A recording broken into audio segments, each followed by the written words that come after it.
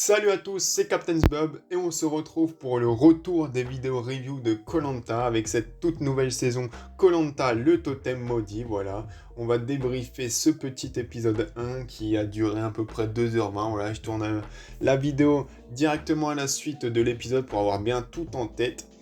Et je vais pas vous mentir, j'étais pas du tout hypé par cette nouvelle saison, voilà. Si vous avez vu ma dernière vidéo coup de gueule de koh vous avez compris. Mais voilà, j'ai un petit peu regardé par obligation, pour pas vous mentir, parce que c'est koh c'est le rituel. Mais j'étais pas du tout hypé. Et force est de constater que j'ai rapidement retourné ma veste, puisque dès que j'ai vu le générique et tout, j'ai été hypé, voilà. Moi, il m'en faut peu, voilà. J'ai fait le pigeon, voilà. Boum, boum, voilà, c'est le bruit du pigeon, bah c'était moi, ça, voilà. Clairement, voilà, j'ai vu le générique, j'étais direct hypé. Et je vais pas vous le cacher, c'est un épisode qui, dans la globalité, m'a beaucoup plu. Je trouve que c'est un très bon start de saison. Donc voilà, on a le générique avec 24 candidats. C'est très long à faire 24 candidats au générique. Mais voilà, le générique plutôt sympa. On n'a pas le retour des anciennes musiques comme à l'époque, mais ça je m'en doutais. Moi, à mon avis, on les aura plus jamais. Voilà, si on les a pas eu pour les 20 ans, je vois pas pourquoi on les aurait eu là. Ça, on a quelques nouvelles sons musicales pour un générique, pourquoi pas. Mais quand j'ai vu le générique, je me suis dit, ouais, attends, il y a beaucoup de jeunes là, notamment chez les mecs, ils voyaient que des jeunes de genre dans la vingtaine et tout. Voilà, j'ai noté que le plus vieux c'était Franck, 52 ans, voilà, 52 ans, c'est très jeune. Il y a eu des saisons de temps, il y avait des mecs de 60 ans et en plus il est en bonne condition physique, donc c'est vraiment, voilà, comme ces dernières années, axé sport et ça va se confirmer avec le totem maudit. Ce que j'ai beaucoup aimé, c'est qu'on a l'arrivée des candidats en bateau, voilà, qui vont devoir sauter un petit peu comme à l'ancienne pour nager jusqu'à l'île. Vu que depuis ces dernières années, on voyait que c'était souvent, ils arrivaient directement sur l'île. Là, c'était plutôt cool. On avait du coup, voilà, toute la natation, avec tout le temps quelqu'un qui galère un peu, un autre qui vient le sauver. Là, je crois que c'est Funzi qui va un peu aider Stéphanie ou je sais plus qui. Et on a directement Donnie qui nous balance, enfin qui nous montre le totem maudit qui a une gueule, surtout l'image qui est en bas à gauche de l'écran, il a une gueule comme un teubé en mode Enfin voilà, c'est assez marrant. Et qui nous explique directement le principe, ce qui est cool. Donc voilà, ça va être un malus, enfin pour les deux derniers de l'épreuve, qui vont recevoir un bracelet qui va les handicaper d'un vote chaque conseil jusqu'à la réunification, premier conseil de réunification inclus. Donc voilà, ça va toujours dans le sens d'un petit peu pro-sport de koh en mode on met le sport de plus en plus en avant. Et du coup, le totem maudit, c'est un peu ça, voilà, c'est ce que voulaient des gens depuis des années en mode voilà, à chaque fois le dernier sur une épreuve a un vote. Là, je trouve que c'est un peu plus subtil dans le sens où c'est seulement deux bracelets qui vont se transmettre au fur et à mesure, donc ça va. On a du coup la première épreuve qui est directement une putain d'épreuve de puzzle de merde. Voilà, je déteste les épreuves de puzzle, je trouve qu'on en a beaucoup trop. Mais en même temps, c'est logique vu que voilà, le malus c'était le totem maudit. Donc si on foutait une épreuve de sport, ça devait vous avantager directement. Mais l'épreuve pas faux folle dans le sens où c'est un peu une épreuve en équipe, mi-équipe, mi-individuelle, dans le sens où t'as franchement aucun intérêt à te dépêcher de nager vite, de te niquer, à part un peu de flex pour montrer que t'étais le meilleur à la télé, mais sinon t'as aucun intérêt. Voilà, on voit des gens qui sont arrivés dans les derniers, qui au final arrivent pile quand le coffre sort, donc ça sert un peu à rien. Après, c'est un petit peu un truc de réflexion, il faut aller faire un carré assez dur au final. Et donc on a les deux gagnants, donc qui sont, je l'ai noté, j'ai oublié les noms, il y a tellement de noms, voilà, ça va mettre un petit peu de temps à me rappeler, même si au final, à la fin de l'épisode, j'avais quand même, je pense, une petite dizaine de candidats bien en tête. Du coup, chez les filles, on avait Alexandra, et chez les garçons, Jean-Philippe, qui vont donc gagner, et qui, voilà, comme on s'en doutait, vont pouvoir constituer les équipes, et en plus avoir un autre avantage, je crois que c'était deux avantages, mais ils n'ont pas parlé du deuxième avantage, ou alors j'ai loupé un truc, je sais plus. Et du coup, les deux derniers auront chacun un bracelet noir, voilà. Ça sera la malédiction du totem maudit. Ça, faut qu'ils arrêtent. La malédiction du totem, c'est soit c'est le totem maudit, soit c'est la malédiction du totem. Mais là, c'est quoi? C'est la malédiction du totem maudit de la mort qui tue? Ouais, faut arrêter, là. Et du coup, qui c'est qui va être dans la sauce? Ça va être Lily et Yannick. Voilà, Yannick qui est un... que je reparlerai, vu qu'il a pas mal... On l'a pas mal vu dans cet épisode. Et du coup, qui va avoir ce bracelet. Et on va pas se mytho. Ce bracelet autour du poignet d'une meuf, c'est la condamnée à mort. Ça s'est vu d'ailleurs avec la suite de l'épisode. Mais sur un mec, je trouve c'est plus light dans le sens où dans la phase en équipe, les mecs sont plus préservés. Voilà, si on fait les statistiques dans Koh-Lanta, c'est un petit peu le cas. Alors que sur une meuf, clairement, voilà, Lily qui l'a refait en fin d'épisode à Pauline. mon livret A qu'au prochain Conseil des Verts, c'est Pauline qui saute. Alors que Yannick, ça s'est vu, bah il a survécu vu que les mecs, voilà, ils ont un petit peu la cote, on va dire. Du coup, Alexandra et Jean-Philippe, ils vont constituer les équipes et qui vont avancer. Ah bah du coup, c'est ça l'avantage, voilà, je me souviens qu'ils devaient choisir le troisième capitaine. Et là, surprise, 3 équipes, je m'y attendais pas, alors peut-être que ça avait été teasé. Personnellement, j'avais pas regardé, voilà, les petites annonces avant de la saison, du coup, j'étais surpris, j'étais plutôt content, puisque, voilà, la dernière saison, on avait 3 équipes, c'était la guerre des chefs qui est pour moi la meilleure saison en date, voilà, après il n'y a eu que des moyennes saisons on va dire, et du coup qui font un choix assez stratégique de choisir une personne qui est voilà, qui est pas un bon chef, en la personne de Céline, qui au début on va avoir un peu un Jean-Philippe qui va essayer de mytho un peu en mode oui on a essayé, on t'a choisi pour te mettre en valeur, mais voilà il va être grillé en 2 secondes. Alexandra qui va balancer, perso moi j'aurais joué le jeu en mode oui, non. Et du coup on a des nouvelles couleurs, voilà, pour la première fois dans Koh Lanta on n'aura pas d'équipe jaune, pas d'équipe rouge, ça sera bleu, violet, vert, ça fait un petit peu côté Survivor et je trouve ça plutôt stylé, ça fait un petit peu dépaysant alors qu'au final on sent juste les couleurs, mais c'est plutôt pas mal. Et du coup, on a ces 3 nouvelles équipes qui vont se constituer. 3 tribus de 8, c'est un truc de malade. Moi, enfin, faut quand même se dire que moi, j'ai commencé à regarder koh, c'était 2 équipes de 8. Et là, on a une inflation. On parle beaucoup de l'inflation en économie, là, qui est en train de monter comme pas possible aux États-Unis ou en Europe. Mais là, l'inflation dans koh, c'est un truc de malade. On a pris plus 50% en 10 ans. Du coup, voilà. Pour faire le point sur mes petits chouchous, voilà, mes petits candidats que j'ai repérés. Alors c'est assez dur vu qu'il y a pas mal de jeunes qui se ressemblent assez, j'ai pas tous les noms en tête, mais j'en ai noté quelques-uns. J'ai noté Benjamin qu'on a vu qu'on nous vend un petit peu comme le stratège. Voilà, le mec il calcule déjà, il regarde déjà les pointures de pied pour les poteaux, ça m'a fait assez rire.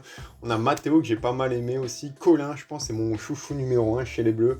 Du coup, mon équipe préférée évidemment, c'est les Bleus qui sont un petit peu les Avengers, je trouve. Après, j'ai noté aussi Sébastien, Nicolas, que d'ailleurs je verrais bien gagner. Si je devais miser sur un gagnant, maintenant tout de suite, je mettrais bien Nicolas. Je trouve qu'il a un petit peu le profil du mec qui va se faufiler un petit peu et qui va arriver jusqu'en finale et gagner. Un peu comme un Philippe en 2010 ou un Frédéric en 2017. Et Maxime aussi, qui est pour l'instant la machine sur les épreuves. Et du coup, pour revenir sur les équipes, je vois bien les bleus un petit peu tout défoncer et les violets un petit peu comme l'équipe de bras cassés au vu de la composition. Voilà, ils n'ont pas les meilleurs. Et voilà, ça va se voir directement. Bah, Céline, le leadership qui va être remis en question. Bah, Yannick qui va un peu plus prendre le leadership et tout. Voilà, c'est plutôt sympa. On a vu, je trouve, pas mal les équipes. Même, on a un peu moins vu les verts, on a plus vu les bleus et du coup les violets. Mais je trouve que ça allait encore, c'était assez équilibré. Voilà, chez les violets, c'était pas mal. Et mine de rien, bah, on a eu pas mal de péripéties. Mais avant ça, Denis nous annonce qu'il n'y aura pas de riz. Grave erreur, moi je trouve. Arrêtez avec le riz. Il n'y a pas besoin de les mettre dans des conditions de malade pour qu'on kiffe l'aventure. Là, c'est des randoms, c'est des mecs de la première heure. Remettez-leur du riz, voilà. Et par là même, on a Denis qui nous annonce qu'ils vont avoir des bambous pour surélever leur structure. Et au début, il dit ça, je me suis dit, oh, peut-être truc de malade. En fait, c'est des îles où il y a l'eau qui va monter, et du coup, pour éviter qu'ils soient submergés, il faut qu'ils fassent leur cabane en hauteur. Mais au final, non, c'est parce qu'il y a des serpents. Et j'ai pas compris, mais les bambous, genre, ça surélève de genre 50 centimètres. Donc je me suis dit, mais frère, le serpent, ça va pas l'empêcher de monter dans ta cabane s'il veut. Donc j'ai pas trop compris. Mais du coup, voilà, il va y avoir des serpents. Voilà. Bon, il y en avait déjà eu dans d'autres koh, mais là, apparemment, c'est vraiment l'île des serpents. Donc moi, on m'a vendu que c'était la saison des serpents et je veux voir des serpents à chaque épisode. Limite, je veux voir un gars qui sort sur abandon médical sur scène, sur une attaque de serpent. Bon, je rigole, évidemment, je ne souhaite à personne ça. Mais voilà. On a des petites péripéties marrantes, notamment chez les Verts, il me semble, avec Franck qui bouffe le tarot et qui a 2 doigts de crever, voilà, qui crache partout, qui boit de la flotte. On a Yannick qui est un bon candidat, enfin, bon candidat dans le sens où voilà, il chambre un petit peu les Verts après la défaite, alors qu'au final il a perdu aussi, mais voilà, c'est assez marrant. Du coup, la première épreuve d'immunité qui était l'épreuve des élastiques, qui, je vais pas vous mentir, n'est une épreuve que je n'ai jamais vraiment aimée. Mais pour le coup, je trouvais qu'à 3, c'était pas mal. Au début, il y avait un peu de suspense, mais rapidement, on sent que les bleus, c'est les Avengers, ils vont gagner. Et au final, c'est les verts qui s'effondrent et les violets qui arrivent à choper la 2e place. Et on a 2 conseils du coup, avec 2 éliminés. Je trouve que c'est plutôt bien dans le sens où on a 24 candidats, c'est un truc de malade, donc je pense qu'il faut aller un petit peu vite. Donc est-ce que ça restera sur ce rythme de 2 éliminés par épisode? Je ne sais pas, parce que si c'est tout le temps les mêmes équipes, genre tout le temps vert-violet, ça va aller vite. Et je me dis surtout que si j'ai compté un petit peu, mais je pense du coup, si ça reste sur ce rythme-là, on aura une réunification précoce vers le 6e épisode. Moi, je préfère que ça attende un petit peu vers le 7e épisode, mais c'est pas grave. Du coup, ça va parler stratégie dans cet épisode, dès l'épisode 1, et c'est plutôt cool. Voilà, je trouve on a un casting qui, de tête comme ça, a l'air ouvert à la stratégie, du moins plus que dans les saisons précédentes. Limite, il y a eu plus de stratégie dans cet épisode 1 que dans toute la saison des armes secrètes et des 4 terres, voilà. On a Jean-Charles, qui est un candidat que je trouve, qui je pense sera intéressant, qui voilà, fait des pactes de paix, de non-agression avec, je sais plus son nom, la meuf, la blonde. On a des petites alliances qui ont l'air de se dessiner chez les bleus, genre des cocons de 3-4 candidats, et pareil chez les violets. Et du coup, chez les violets, on a du coup le conseil surprise chez les verts qui élimine Lily sans grande surprise, vu qu'elle avait le collier, du coup, les gens n'ont pas eu le temps de discuter, du coup, ils choisissent la facilité. Lily qui le donne à Pauline. Moi, j'aurais été là, j'aurais filé un homme pour, voilà, vu que ça aurait moins de conséquences sur les hommes, comme je vous ai dit au début de la vidéo. Mais voilà, elle fait le choix de le donner à Pauline. C'est dommage parce que clairement, son aventure se joue sur sa dernière place à la toute première épreuve. Chez les violets, ça part stratégie. On a Seta qui veut tenter de faire un coup de poker en sauvant Céline. Ça a failli lui retomber dessus, mais au final, je trouve que c'était un bon coup. Déjà, c'est cool des candidats qui osent. Et surtout, je trouve que c'est pas genre juste tenter pour tenter. Voilà, je trouve que c'est un move intelligent dans le sens où il y avait un petit binôme avec Céline. Et ils étaient un peu isolés dans le sens où voilà, ça allait être Céline qui allait être éliminée si elle faisait rien. Mais au prochain conseil, c'était fort à parier que ça soit elle. Du coup, elle s'est dit autant essayer de conserver une alliée. Je trouve que c'est plutôt intelligent en faisant croire que l'un collier. Après, ils se sont pris un petit peu trop maladroitement, je trouve. Mais voilà. Elle a tenté, finalement les autres sont pas dupes et c'est Céline qui gère, t'as 3 votes contre elle, 2 votes contre Seta et 2 contre Stéphanie. Mais grâce à ça, on a quand même eu un petit suspense, parce que sinon ce serait dit ouais c'est Céline, terminé, c'est bouclé. Mais on a quand même eu un petit suspense, donc c'était plutôt pas mal.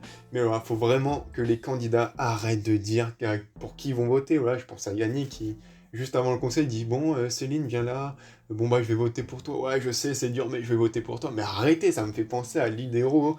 Mathieu qui avait fait ça avec Corinne, je crois, il s'appelait la Marseillaise, mais il faut arrêter de dire ça. Déjà, je trouve que c'est super cruel. Genre, le gars, il est là, il ne reste plus que quelques heures, et tu lui dis, bon, je vais te voter pour toi, et toute l'équipe, on va te dégager, mais il faut arrêter ce délire, voilà. Donc, je comprends pas trop, mais voilà. Je pense que j'ai un petit peu parlé de tout. C'était, ma foi, un très très bon épisode. Si je devais donner une petite note comme ça, voilà, à chaud, je mettrais un bon 15,5, 16. Ouais, franchement, j'ai passé un bon moment. Les 2 heures, je les ai pas vues passer. Ça m'a pas semblé trop long. Forcément, c'est un petit peu plus long que les épisodes traditionnels, je pense, vu que c'est voilà, le moment de mettre tout en place. On a eu le temps de voir pas mal de portraits. Je sais pas si on a vu tous les portraits, mais on en a vu pas mal. Et je trouvais que ça faisait pas trop lourd, parce que des fois, on sait, ils nous en mettent et ça pèse. Là, les portraits, c'était plutôt fluide, pas trop long. Par contre, ça m'a fait rire, c'est genre, t'as l'impression que t'as 3 métiers, et tous les candidats, ils appartiennent à 3 métiers. C'est soit t'es coach sportif, soit tu travailles dans la finance, soit t'es agent immobilier. Le 3/4, c'est ça, hein. Alors, il y a une meuf, c'est Anne-Sophie, j'ai noté, qui était mariée, du coup, à un joueur de foot. Ils ont montré sa photo, je l'ai pas reconnue. Alors, je crois qu'au maillot, ils ont flouté, il devait être de l'AS Saint-Etienne, mais j'ai pas reconnu. Pourtant, je m'y connais un petit peu en football. Dites-moi si vous avez reconnu le joueur, voilà. Je ne sais pas. Donc voilà, je pense que j'ai tout dit. Dites-moi, n'hésitez pas à me dire en commentaire ce que vous avez pensé de cette saison. Personnellement, voilà, le pigeon, boum, boum, boum, boum, je suis de nouveau hypé. Alors je fais très mal le pigeon, mais voilà, je suis de nouveau hypé. J'ai hâte d'être à la semaine prochaine pour suivre les aventures de ce koh le totem maudit de la mort qui tue. Je vais l'appeler comme ça maintenant. Donc n'hésitez pas à me dire ce que vous en pensez, à liker la vidéo si elle vous a plu, à vous abonner, et je vous dis à la prochaine pour une prochaine vidéo. Bye bye.